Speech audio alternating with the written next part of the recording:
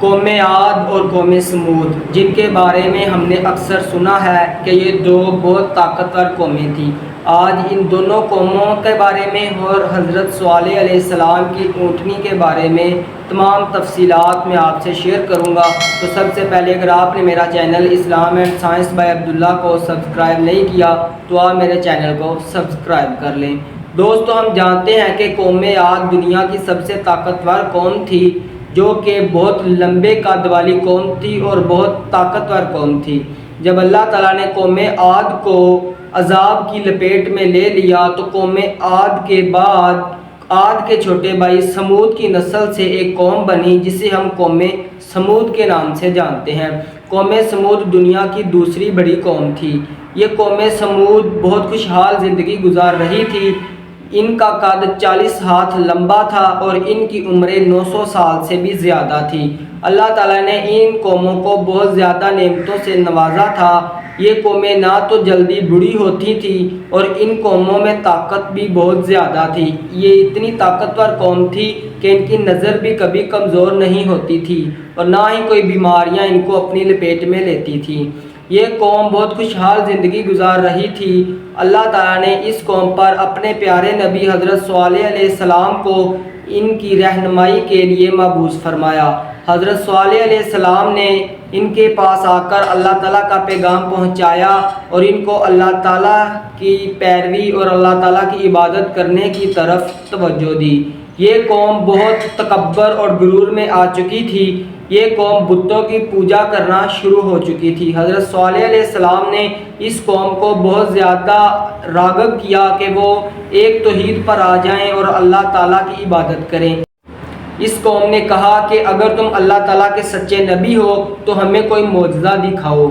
تو حضرت صالح علیہ السلام نے ان سے کہا کہ تم کون سا معجزہ دیکھنا چاہتے ہو؟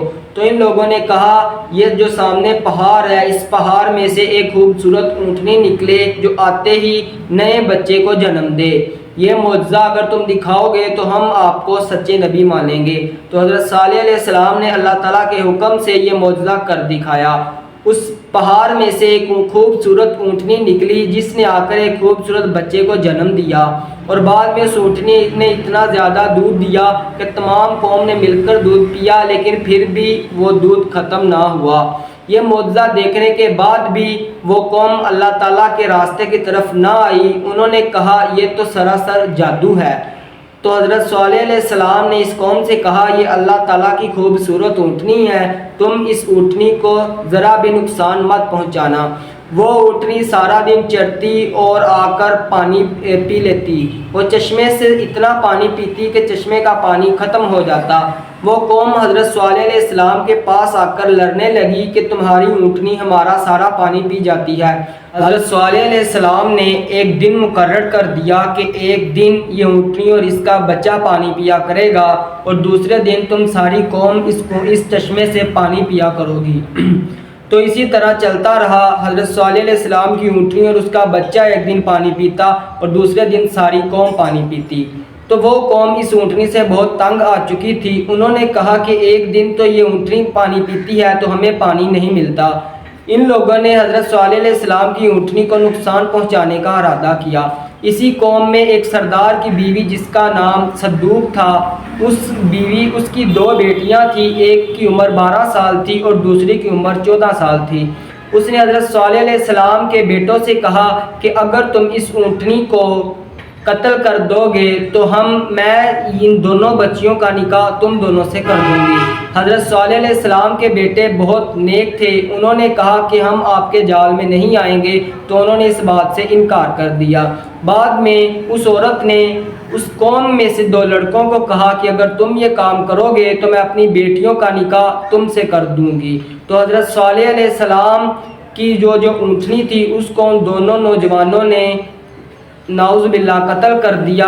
تو اس کے بعد حضرت صالح علیہ السلام بہت غمگین ہوئے اور بہت روئے، لیکن یہ قوم ذرا سا نافرمانی پر اتری ہوئی تھی۔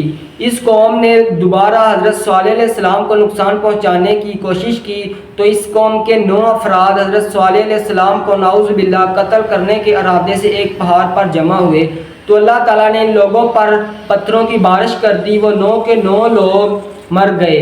ان 9 لوگوں کو دیکھنے کے باوجود بھی یہ لوگ نافرمانی سے باز نہ آئے۔ حضرت صالح علیہ السلام کی یہ قوم ہدایت کے قابل نہ رہ چکی تھی تو اللہ تعالیٰ نے ان پر اپنا عذاب بھیجنے کا ارادہ کیا۔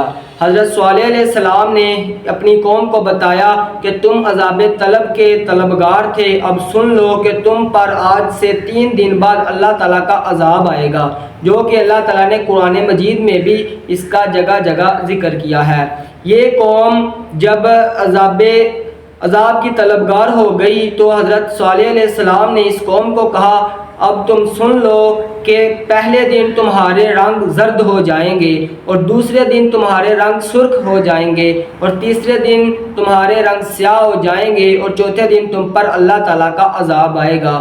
یہ قوم جو کہ بہت بڑی نافرمانی میں مبتلا تھی، جو حضرت صالح علیہ السلام نے فرمایا تھا، اسی طرح پہلے دن ان کے رنگ زرد ہو گئے، اور دوسرے دن سرخ، اور تیسرے دن جب سیاہ ہو گئے تو یہ قوم ڈرنے لگی پھر کہ ہم پر سچ میں اللہ تعالیٰ کا عذاب آنے والا ہے، اب وہ عذاب کتنا شدید ہوگا۔ تو چوتھے دن آسمان پر ایک زوردار چیخ کی آواز آئی کہ ان لوگوں کے کانوں کے پردے پھٹ گئے، اور یہ لوگ تڑپ کر تباہ و برباد ہو گئے۔ بعد میں اللہ تعالیٰ نے بہت تیز زلزلہ بھیجا اور ان کے گھر سب کچھ تباہ کر دیا۔ ان کے گھر اتنے بڑے تھے کہ ان کے گھروں کے نشان آج بھی ہیں، جو اللہ تعالیٰ نے عبرت بنا کر رکھا ہے کہ آنے والی قومیں ان سے سبق حاصل کریں۔ اس طرح اللہ تعالیٰ نے اس قوم کا تباہ و برباد کر دیا، اور اس کا ذکر اللہ تعالیٰ نے قرآن مجید میں بھی فرمایا کہ ہم نے حضرت صالح علیہ السلام اور ان کی امت میں نیک لوگوں کو بچا لیا، اور اللہ تعالیٰ بہت قدرت والا اور طاقتور ہے۔ اسی طرح کی اور معلوماتی ویڈیوز میں آپ کے پاس لاتا رہوں گا، تو اس کے لیے میرے چینل کو سبسکرائب کریں۔ جی اللہ حافظ۔